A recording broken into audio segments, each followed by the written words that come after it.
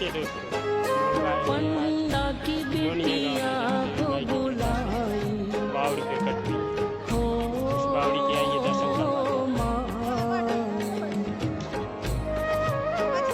पंडा की बिटिया को बुलाई माँ पूजा कर ज्योति जलाई स्वीकार करो महामाई कहे नैनन नीर माई स्वीकार करो महामाई कहे नैनन नीर माई धीरे धीरे